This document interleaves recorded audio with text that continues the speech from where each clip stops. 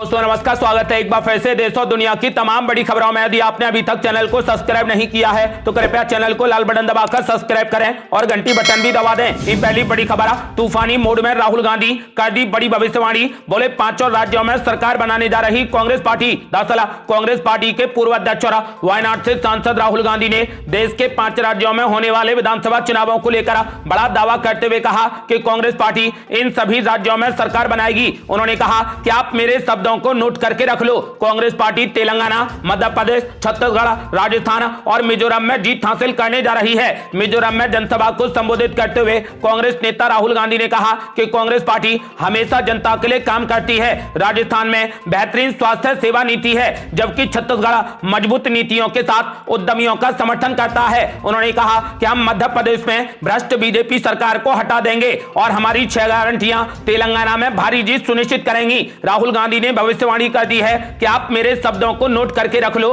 Congress party Telangana, Madhya Pradesh, Chhattisgarh, Rajasthan और मिजोरम में जीत हासिल करने जा रही है। अगली बड़ी खबर है, बीजेपी नेताओं को ही काले झंडे दिखा रहे बीजेपी के कार्यकर्ता। राज्यवर्धन सिंह राठौड़ को चुनाव प्रचार के दौरान दिखाए गए काले झंडे। दरअसल बीजेपी के सांसद राज्यवर्धन सिंह राठौड़ को उस समय काले झंडे दिखाए गए जब उन्होंने और उनके समर्थकों ने झोटवाड़ा विधानसभा क्षेत्र में चुनाव प्रचार शुरू किया। सांसद राज्यवर्धन सिंह राठौड़ को काले झंडे दिखाने का एक वीडियो सोशल मीडिया पर वायरल हो रहा है। राज्यवर्धन सिंह राठौड़ को पूर्व मंत्री राजपाल सिंह शेखावत के समर्थकों ने काले झंडे दिखाए। आपको बता दें कि ये समर्थक राजपाल सिंह शेखावत को टिकट नहीं मिलने से खपा हैं। इस दौरान बीजेपी नेता राज्यवर्धन सिंह राठौड़ ने प्रदर्शनकारियों को मिठाई खिलाकर शांत करने की कोशिश की, लेकिन प्रदर्शनकारी नहीं माने और उनके खिलाफ जमकर नारे लगाते रहे। अगली बड़ी खबर, आम आदमी पार्टी सांसद संजय सिंह की रिहाई की मांग को लेकर जंतर मंतर पर जोरदार प्रदर्शन। 67 लोगों को पुलिस ने लिया हिरासत में। दरअसल आम आदमी पार्टी के गद्दावर नेता और राज्यसभा सांसद संजय सिंह को बीते दिनों ईडी ने गिरफ्तार किया था। फिलहाल उन्हें 14 दिनों के लिए तिहाड़ जेल भेज दिया गया है। आम आदमी पार्टी के नेता केंद्र सरकार पर गंभीर आरोप लगाते हुए लगातार संजय सिंह की रिहाई की मांग कर रहे हैं। वहीं अब संजय सिंह की रिहाई को लेकर रेहड़ी पटरी के हितों के लिए काम करने वाली एक संस्था नेशनल हॉकर्स फेडरेशन भी अब सरकार के सामने चुनौती पेश करती नजर आ रही है। नेशनल हॉकर फेडरेशन के सैकड़ों सदस्यों ने इस संगठन से जुड़े अपने नेता और सांसद संजय सिंह की गिरफ्तारी को अवैध बताते हुए तुरंत उनकी रिहाई की मांग की है। इसके लिए उन्होंने जंतर मंतर पर जोरदार प्रदर्शन किया। इस दौरान पुलिस ने 67 लोगों को हिरासत में ले लिया। पुलिस की इस कार्रवाई से नाराज सदस्यों ने कहा कि वे अन्याय के खिलाफ मजबूती से अपनी आवाज को उठाते रहेंगे और न्याय पाने तक संवैधानिक लड़ाई जारी रखेंगे। अगली बड़ी खबर, कांग्रेस पार्टी की पहली लिस्ट में हो गई बड़ी गड़बड़ी। अब मध्य प्रदेश में कांग्रेस बदलने जा रही कई उम्मीदवार।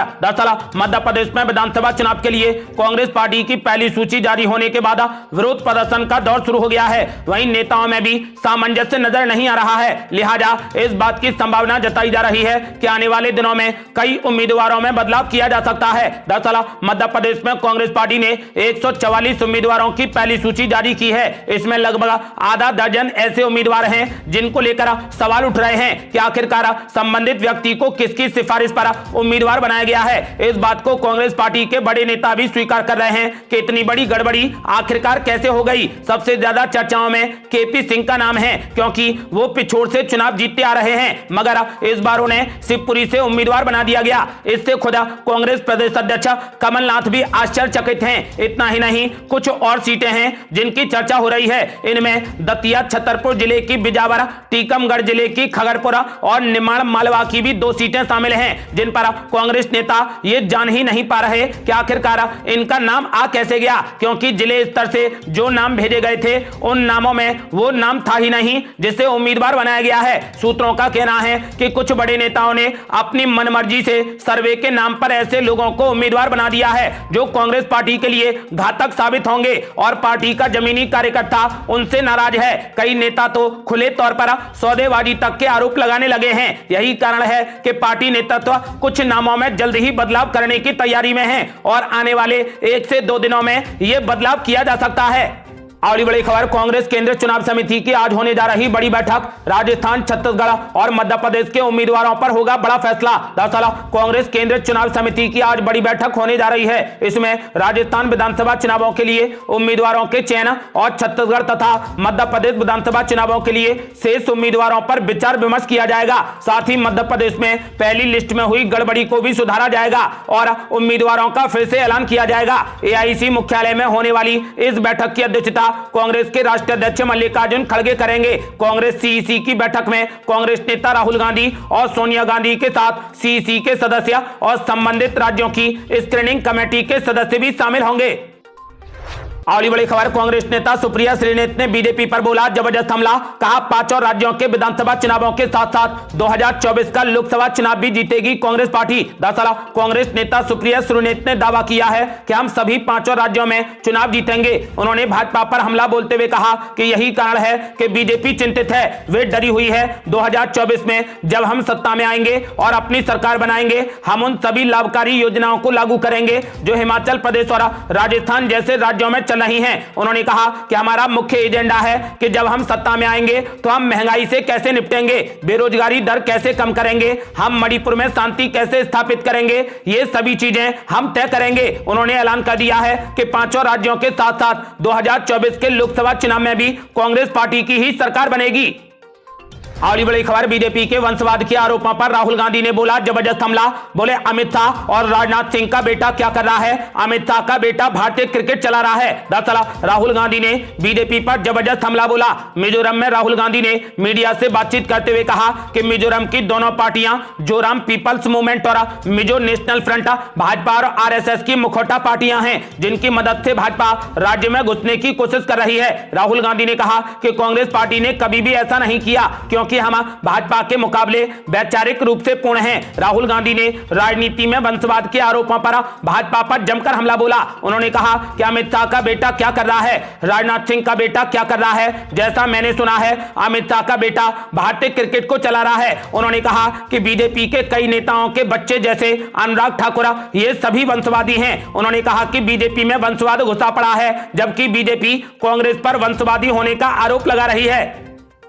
अगली बड़ी खबर, मुख्यमंत्री केसीआर ने कांग्रेस पार्टी पर बोला तूफानी हमला। बोले 60 वर्षों में किसानों को 24 घंटे बिजली देने में विफल रही कांग्रेस पार्टी। दरअसल मुख्यमंत्री केसीआर ने कांग्रेस पार्टी पर तूफानी हमला बोला है। केसीआर ने कांग्रेस पर आरोप लगाते हुए कहा कि 60 सालों तक शासन करने के बावजूद कांग्रेस पार्टी ने कभी भी किसानों को 24 घंटे बिजली की आपूर्ति नहीं की। उन्होंने किसानों को आगाह किया है कि अगर विपक्षी दल कांग्रेस सत्ता में आ गई तो वे हार जाएंगे। केसीआर ने कहा कि अगर कांग्रेस सत्ता में आती है तो राज्य सरकार के भूमि प्रबंधन पोर्टल धरणी को भी खत्म कर देगी और किसानों को आधार में छोड़ दिया जाएगा। केसीआर ने यह भी कहा कि प्रधानमंत्री मोदी के गृह राज्य गुजरात में भी 24 घंटे बिजली की आपूर्ति नहीं है, लेकिन मुख्यमंत्री बनने के बाद हमने लगातार कोशिशों के कारण राज्य में 24 घंटे बिजली की आपूर्ति संभव की है। केसीआर ने कांग्रेस पार्टी पर हमला बोलते हुए कहा कि कांग्रेस पार्टी ने 60 सालों तक शासन करने के बावजूद भी कभी भी किसानों को 24 घंटे बिजली नहीं दी, लेकिन हमने मुख्यमंत्री बनने के बाद ही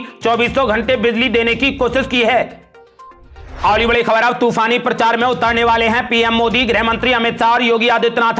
कांग्रेस पार्टी भी देगी मुंहतोड़ जवाब। दरअसल छत्तीसगढ़ में फिर से सत्ता पर काबिज होने के लिए भाजपा पुरजोर कोशिशों में जुटी है। आने वाले दिनों में प्रदेश में प्रधानमंत्री मोदी, गृह मंत्री अमित शाह, भाजपा अध्यक्ष जेपी नड्डा और यूपी के मुख्यमंत्री योगी आदित्यनाथ के अलावा केंद्र मंत्री और स्टार प्रचारकों का जमावड़ा होगा। ये सभी दिग्गज राज्य में भाजपा की सियासी जमीन को मजबूत करने की कोशिश करेंगे। भाजपा सूत्रों के मुताबिक प्रदेश में 2 चरणों के चुनावों के बीच प्रधानमंत्री नरेंद्र मोदी की 3 बड़ी सभाओं के आयोजन की तैयारी है, जिसमें पीएम मोदी छत्तीसगढ़ को लेकर बड़ी घोषणाएं कर सकते हैं। ये घोषणाएं चुनावी माहौल का रुख भाजपा की तरफ मोड़ने की बड़ी कोशिश होगी। प्रधानमंत्री रायपुर, रायगढ़ और बस्तर में सभा को संबोधित कर चुके हैं। माना जा रहा है कि सरगुजा और राजनांद गांव इलाके में प्रधानमंत्री मोदी की अब सभाएं की जाएंगी।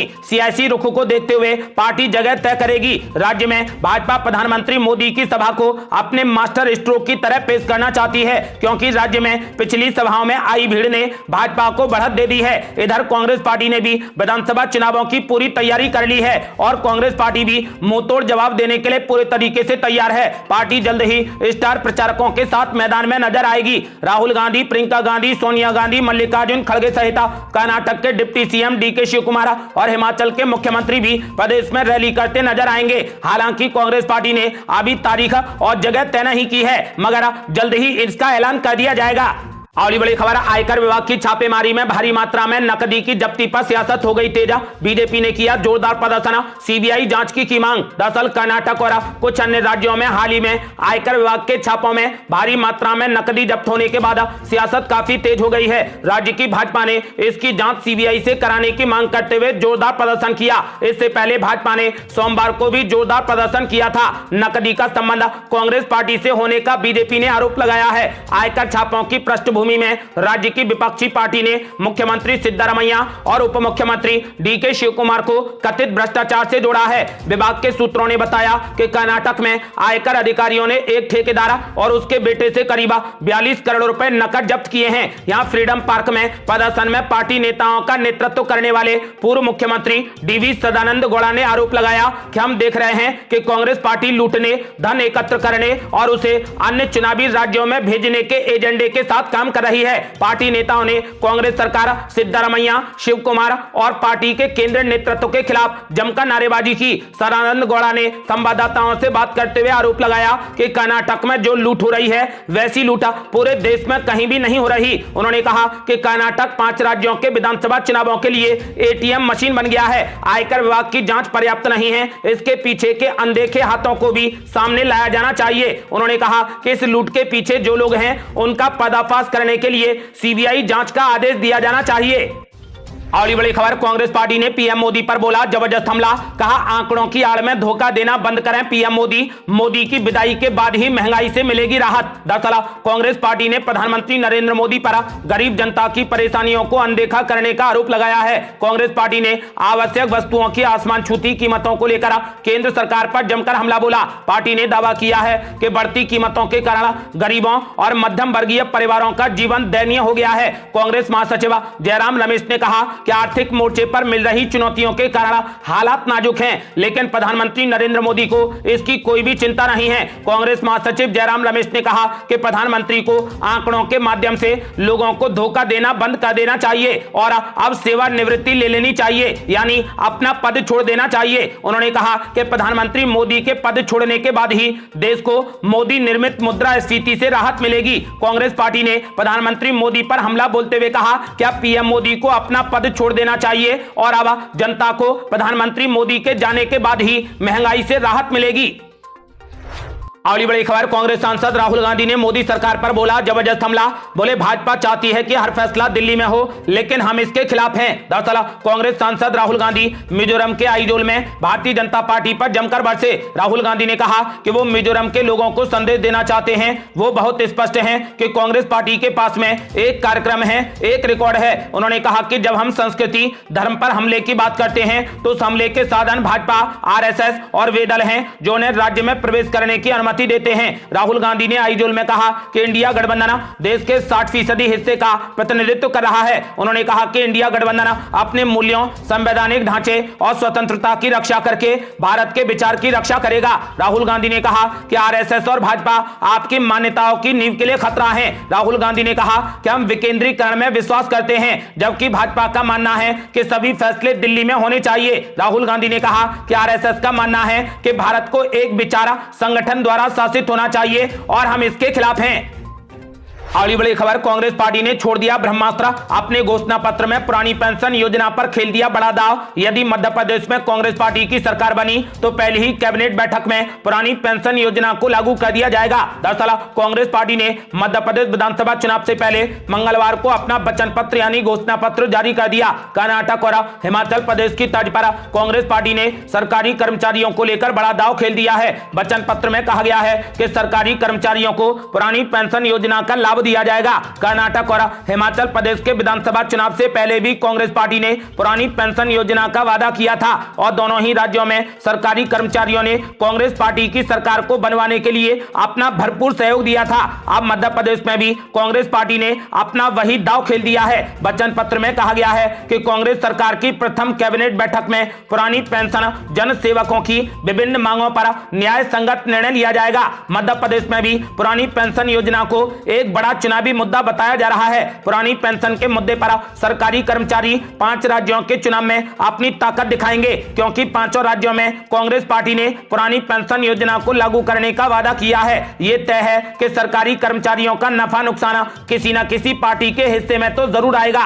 भाजपा का रुख एकदम साफ है कि पुरानी पेंशन पर कोई भी बात नहीं होगी और एनपीएस में सुधार किया जा सकता है, लेकिन पुरानी पेंशन की गुंजाइश नहीं है। खुद प्रधानमंत्री नरेंद्र मोदी इस बारे में अपना मत बिल्कुल स्पष्ट कर चुके हैं। दूसरी तरफ कांग्रेस पार्टी है जो अपनी चुनावी गारंटियों में पुरानी पेंशन प्रमुखता से शामिल कर रही है। पहले हिमाचल प्रदेश में और उसके बाद कर्नाटक में कांग्रेस पार्टी ने पुरानी पेंशन योजना की गारंटी देकर भाजपा के हाथों से सत्ता छीन ली। राजस्थान और छत्तीसगढ़ की कांग्रेस सरकारों ने पुरानी पेंशन योजना को लागू कर दिया है, जबकि मध्य प्रदेश और तेलंगाना में पार्टी ने पुरानी पेंशन योजना को बहाल करने का वादा कर दिया है। ऐसे में माना जा रहा है कि मध्य प्रदेश में कांग्रेस पार्टी ने पुरानी पेंशन योजना को लागू करने का वादा करके ब्रह्मास्त्र छोड़ दिया है।